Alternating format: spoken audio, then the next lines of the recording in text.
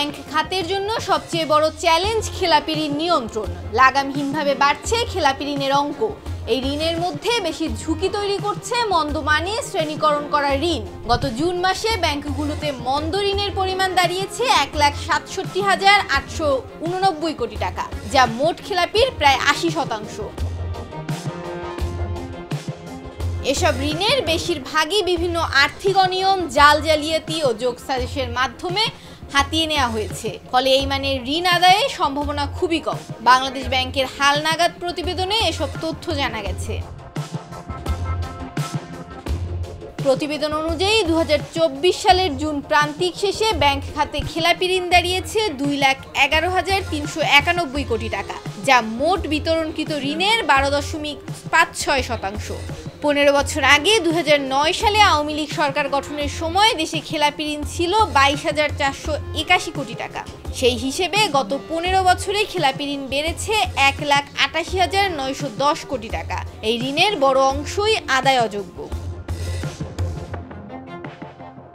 অর্থনীতিবিদরা বলছেন, মন্দ ঋণ বাড়লে ব্যাংকগুলোর বিনিয়োগ সক্ষমতা কমে যায়, কারণ এর বিপরীতে শতভাগ প্রভিশন রাখতে হয়, যা নিট আয়ে প্রভাব ফেলে। এতে দুর্বল হয়ে পড়ে ব্যাংকের আর্থিক ভিত্তি। শুধু তাই নয়, মন্দ ঋণের কারণে ব্যাংকগুলোর তহবিল ব্যবস্থাপনার ব্যয়ও বেড়ে যাচ্ছে।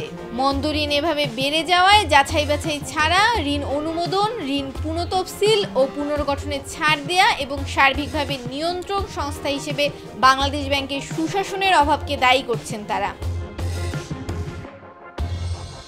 প্রতিবেদন আরো বলছে, মন্দমানের খেলাপি ঋণের বড় অংশই রাষ্ট্রায়ত্ত ব্যাংকগুলোতে। জুন শেষে রাষ্ট্রায়ত্ত 6 ব্যাংকের খেলাপি ঋণ দাঁড়িয়েছে 1,02,483 কোটি টাকা, যা ব্যাংকগুলোর মোট বিতরণ করা ঋণের 32.72%। এর মধ্যে মন্দমানের ঋণই রয়েছে 77,851 কোটি টাকা বা 76%। প্রতিবেদন অনুযায়ী রাষ্ট্রায়ত্ত ব্যাংকের পাশাপাশি বেসরকারি ব্যাংকগুলোতেও বাড়ছে মন্দমানের খেলাপি ঋণ। এসব ব্যাংকের মন্দ ঋণের পরিমাণ বেড়ে দাঁড়িয়েছে 22,381 কোটি টাকা।